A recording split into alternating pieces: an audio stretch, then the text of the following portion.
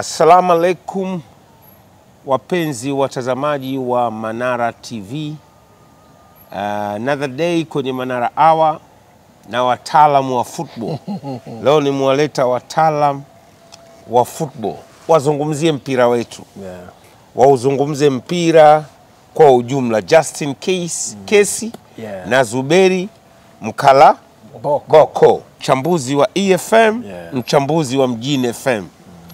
Kwa sasa hawa ni magwiji katika eneo la uchambuzi wa mpira. Wengi mtakubaliana na mimi. Kasema hebu tuje tuzungumze football. Matukio mengi yamejitokeza hapa katikati. Mwelekeo wa mpira wetu. Kama mpira wetu uko katika level ya kuonekana kweli kwamba sasa una move au umestuck au unarudi nyuma. Tuanze na kaka Zuberi. Football ndio kitu kinachopendwa zaidi Tanzania. Huwa nairudia mara nyingi. Football inapendwa kuliko siasa. Bila shaka. Na ndio maana mpira ukishaisha, kwa mfano Yanga kashinda au Simba kashinda katika mechi dhidi yao, watu wanatoka mchaka kwa Mkapa mpaka Jangwani au mchaka bila kupoa senta. Hakuna kitu kingine kinachoweza kufanya hicho. Hakuna siasa, hakuna muziki, hakuna. Kwangu mimi football nchi inapendwa sana. Unadhani mapenzi walionayo wa Tanzania na mpira wa miguu yanaendana na kiwango chenyewe cha football cha nchi yetu? Hapana, iko tofauti kubwa.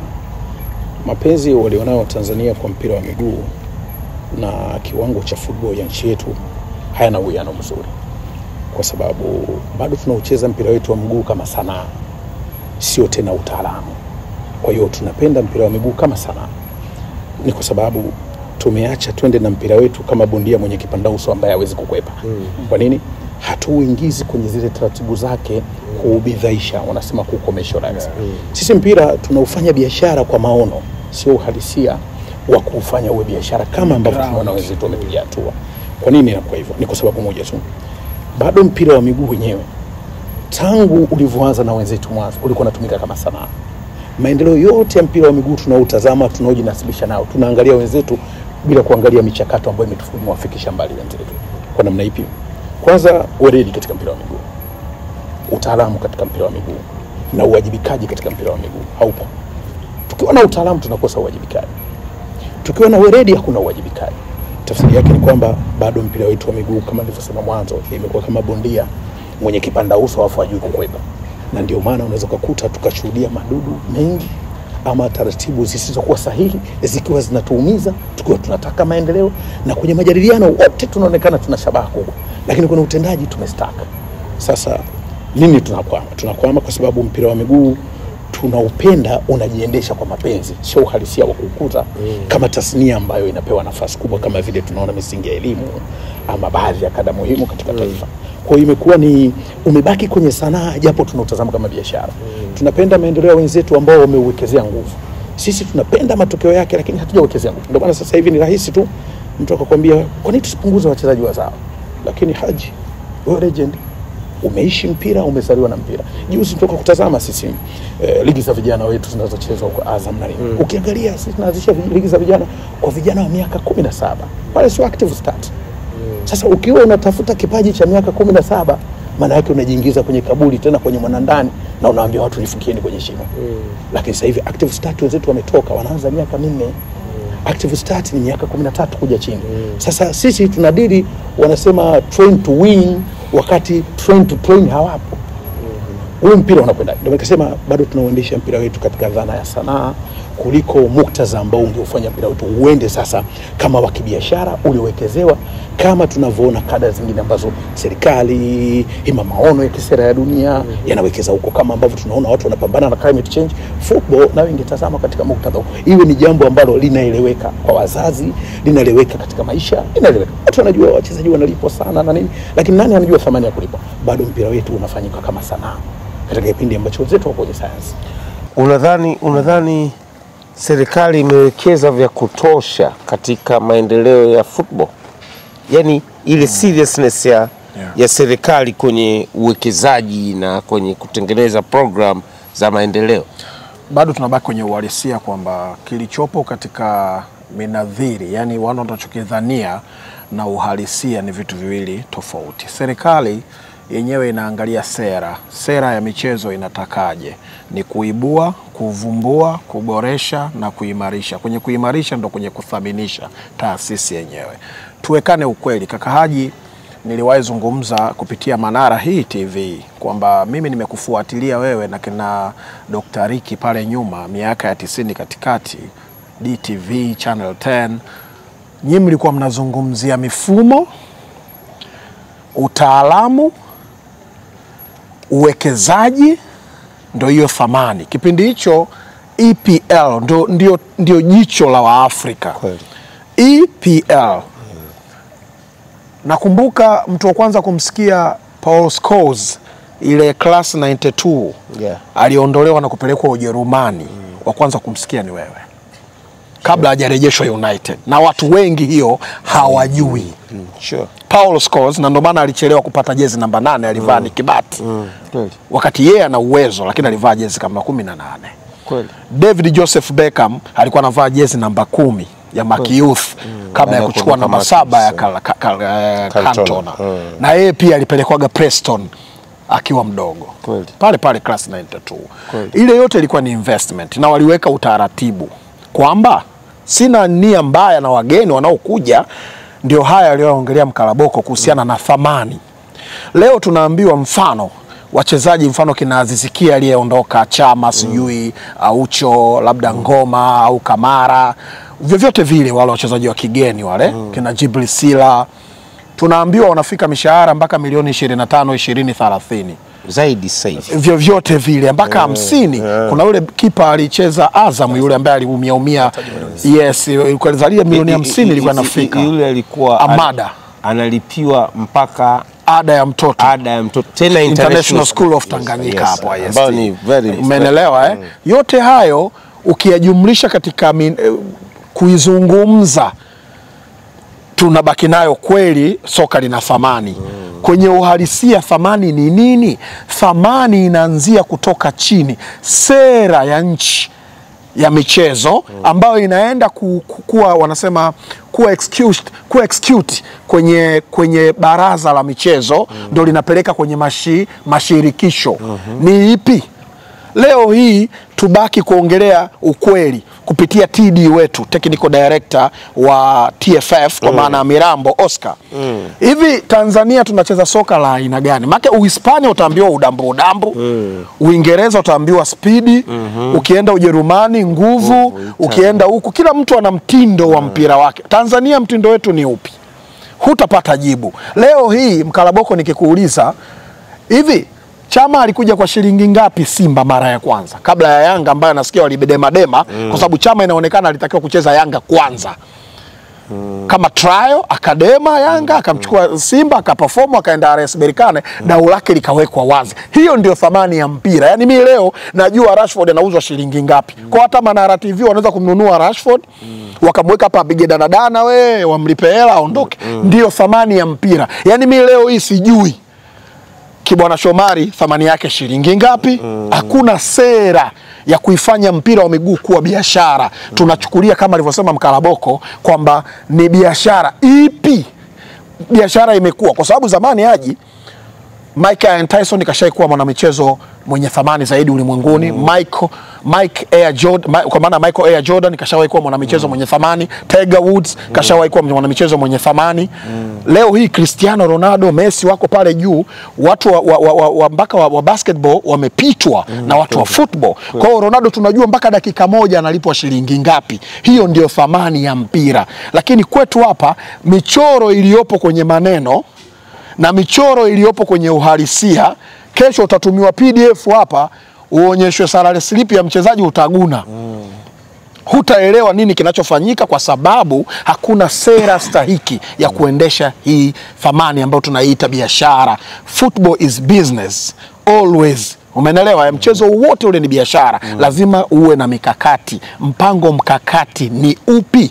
Sasa shirikisho linatakiwa litafute wataalamu Sio wataalamu kwa sababu unakaga kwenye vijiwe na umewahi kuwa kiongozi kwenye chama fulani au sijui mkoa fulani cha soka. No way. Watafute wataalamu wa kuchora. Sina maana mbaya. Simba waliwahi kumleta Senzo. Ikachorwa, ulikuwepo kwenye hiyo uongozi huo. Baadaye Yanga waliona tija, wakamvuta Senzo, Yanga ikachorwa, Yanga akaenda Hers, akaenda mpaka Uhispania. Yote ili ni kutengeneza structure. Sasa structure ya mpira wa miguu nchini sio kwa kuwatafuta ligi ya under 17 mwokote ungana naye ndo mcheze. Mimi nikikuuliza hapa nani ana klabu? Nani ana klabu nchi hiyo? Ndo Azam ambao walau tunaona kuna pahala wana develop, wanakuza, wanaboresha. Hakuna klabu, kuna timu. Timu na klabu ni vitu viwili mkalaboko tofauti. Klabu ina mjumuiko wa taasisi nzima. Wapi unaanzia? Taasisi haianzii kwa afisa habari wala CEO. Umenelewa? Taasisi inaanzia kuanzia unapataje wachezaji. Chanzo cha Simba au Yanga kuwapata wachezaji wanawapataga wapi? Wale wanao recruit mpaka wanacheza under 17. Investment. Yes. Investment from scratch. Ya watoto. Ambayo kinachonishangaza miaka ya zamani Yanga na hata Simba baadaye waliiga. Waliwekeza kwa watoto. Wakamleta kocha Professor Victor Stanislas. Professor. Na alikuwepo katika panel ya timu ya taifa ya Romania. Mwalimu wa University ya Bucharest. Aliletwa hapa na serikali kwa ushirikiano wa Romania na Tanzania aje kusimamia mpira. Lakini aje kuisaidia Young Africans. Yanga ilikuwa club kweli ya wananchi. Kwa hiyo kachaguliwa apeleke yule, akaanzisha timu za watoto. Kwa ngazi tofauti. Akawa na zurura mabarabarani Dar es Salaam. Bango mdogo anihadithia yeye alimfuata Buguruni wakati anakaa Buguruni. Tena alikuwa anakaa chumba cha mnaita nini cha katikati ukumbini. Corridor. Corridor na kwenye kodo. Lakini kamchukua pale kina Adofu, kina Mkweche, Pondamali. Pondamali alikuwa anakaa kwao Manzese, akaondoka akawa anakaa pale klabu ya Mtamafu. Wengi wakachukua kina Godiani, akakusanya timu kutoka 70s mpaka 74 75. 75 wa Adofu na Mkweche wakaanza kutumika Yanga. Hata mechi ya nusu finali Kagame ndio Zanzibar kule, Yanga na Gor Mahia wao ndio walicheza double center wakiwa chini ya miaka 20 kweli. Sababu mimi baba zangu nawajua wote hao wamezaliwa kutoka 56 na 57 wote. Kwa hiyo utakuta Adolf kazaliwa 57, Mkweche 57. Wana miaka 18 kweli wameenda kucheza nusu finali ya Kagame. Simba Yanga na Gor Mahia. Kutoka hapo take off mpaka timu ya taifa yote ikawa baadaye cream umeipata namna hii. Mfano hai kaka Haji. Abbas Kuka. Generation hii pia ilitokea Simba. Kina Abbas Kuka, Niko Njole, Raim Lumelezi, Musa Kiweru. Hawa walitengenezwa wadogo, sio kwamba waliibuka. Tunakwama wapi katika kutengeneza generation ya wachezaji watoto? Sorry, ataendelea Mkalaboko. Aliongelea kuhusiana na tunaamini umri wa miaka 17 ndio starting point yetu. Hiyo Lamine Yamal tayari potential ya ulimwengu. Waerun akiwa na miaka 16 na siku 48 anaifunga Arsenal akiwa Everton. Umenelewa vizuri? Arsenal imecheza michezo 39. Mimi sina shida na miaka hiyo 17. Shida yangu ndugu zangu, hata hiyo miaka sio ya kweli. Hiyo ndio changamoto nilionayo. Haji, muulize swali la msingi sana. Tunakwama wapi? Kwa sababu hapa tutazungumza, tutaeleza kwa upana. Tunakwama hatuanzi kwenye msingi. Mwekezaji wa mpira unataka uwekeze kwa mtu miaka 10,000 kwa mtoto mwenye miaka 6. Utampata Lamine Yamal na miaka 16.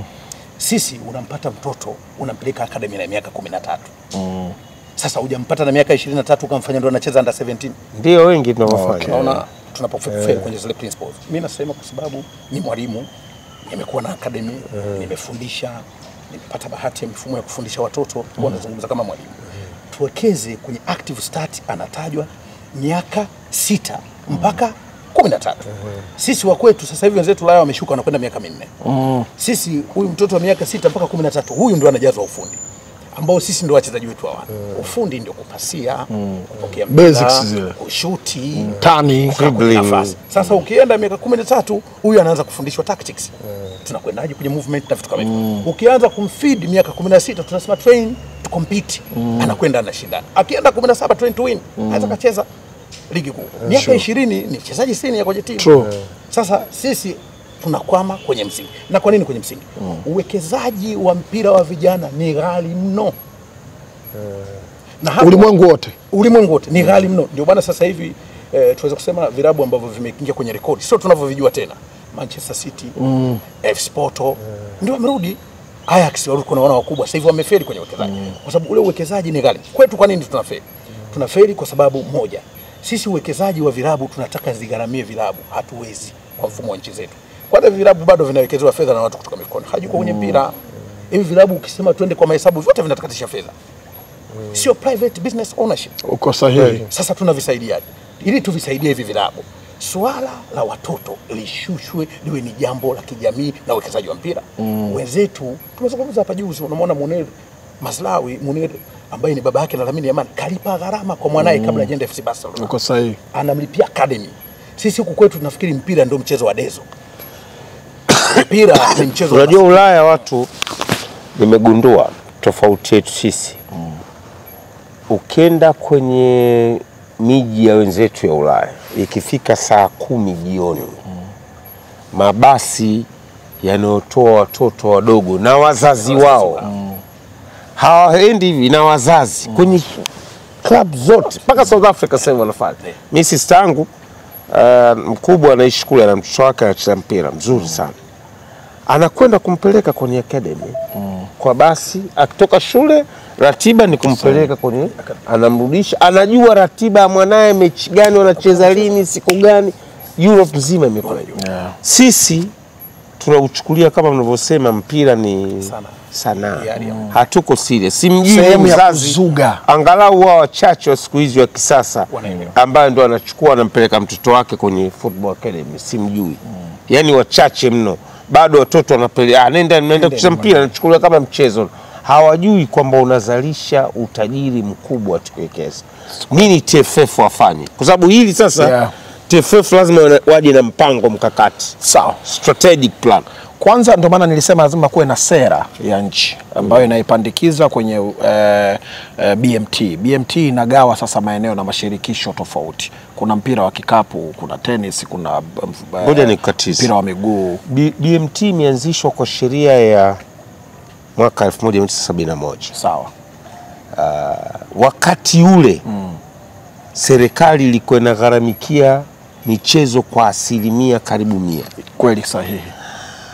Ukiweka BMT sasa hivi isiyokuwa na power itazidiwa. Yani kwanza zamani unaona hizi timu za taifa zikiwa zinaweka camp au Yanga, Simba kucheza au Pan Africa. Salvation Army pale. Sasa hiyo Salvation Army hiyo ni 90s. Miaka 90. Na Rafael Paul. Rafael Paul na Mohamed. Huko nyuma 70s, 60s timu za taifa clubs zikicheza mashindano ya kimataifa zinagharamikiwa na serikali kwenye mahoteli ya beach. Kunduchi Beach, Bahari Beach, Rungwe Oceanic, New Africa, serikali. Ndege ya serikali, kila kitu cha serikali. BMT ilikuwa inapewa fungu kubwa. Lakini leo BMT haina nguvu tena. Sawa. Sasa tubaki kwenye mashirikisho, mfano TFF. Lazima wawe na mpango mkakati.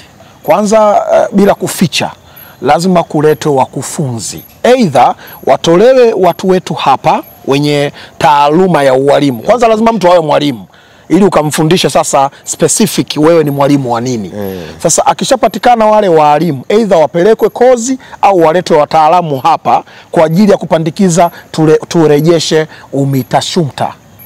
Shule za msingi ziwe ni mpango mkakati ambao TFF wanausimamia. Yaani wana wataalamu wao wapo kwenye kila shule au kila wilaya, wana recruit vijana. Mfano wilaya Temeke labda kuna vijana 30, labda wilaya ya Kinondoni kuna vijana 30, lakini lazima tuwe specific. Tuna baadhi ya mikoa na wilaya ambazo zina asili ya mpira. Unaona kama Mwanza, yani haikwepeki, tunaifahamu Tipilinda ndani ya miaka ya 70 kuja 80 wakati Simba wanavuna kina George Magere Masatu, kina Hussein Masha, wote ile ni kwa sababu ina cream, na hiyo cream baadaye ndo hii kina Mrisho Ngasa, Kigi Makasi, Jerison Tegete Makongo hapo, sijui kina Mwinyi Kazimoto, tunafahamu ile yote ile kina sijui huyo Kevin Yonda ni Mbuyu, wote wale ni watoto wametoka kwenye familia za mpira na wakapitia kwenye academy kwa wakati huo kupitia sekondari. Kwa wakati huo kama utaweza kuanzisha UMITASHUMTA na ikawa ni project ambazo ziko chini ya TFF, baadaye unaenda UMISETA. UMISETA ni tukio ambalo Mkalaboka kashakwambia ni umri wa miaka 13, kwa sasa hivi vijana wanaingia sekondari miaka 13 14 mpaka 18 hapa. Sawa? Huu ni muda ambao tayari mtoto ana basics zote. Anaweza kuturn, receiving ball yake, anavyo dribble, na anajua kabisa mtoto atakayetoka Shinyanga, Edbil Jonas Lunyamila, akikutana na mtoto anayetokea kusini, Idi Afonso ya Mlima, wakikutana pasi zao zinafanana. Hiyo ni sera na falsafa za nchi yoyote. Lazima TD aandae timu. Yani huyu Oscar Mirambo, either imemshinda, walibwage manyanga namna hii, tuifanye ni sekta ya ajira rasmi. Watu waandaliwe kuanzia shule. Kama tunavyompika mtoto, serikali simeweka fedha, wala wanaofaulu science wanapewa vipaumbele za mikopo. Tuweke sasa yani sera maalum. Kwanza kuna mikoa ya kimkakati. Tunajua kabisa bwana, mikoa ya nyanda za juu kusini tunahitaji labda kilimo. Tunajua basi sijui kaskazini kuna mpira, sijui huku tunawekeza vilivyo. Yani kunakuwa na shule maalum kwa ajili ya kuibua vipaji. TFF ina machapisho mengi yanayoelezea program za maendeleo ya mpira kwa nchi. Haya machapisho yamesaidiaje direct football Tanzania? Fake. Kwanza lazima tukubali mabadiliko ya sera ya dunia, hakuna serikali inatatua matatizo yote peke yake. Sure. Wala hakuna. Ulimwengu mzima. Hata hapo Morocco tunapopaona ni private business ownership.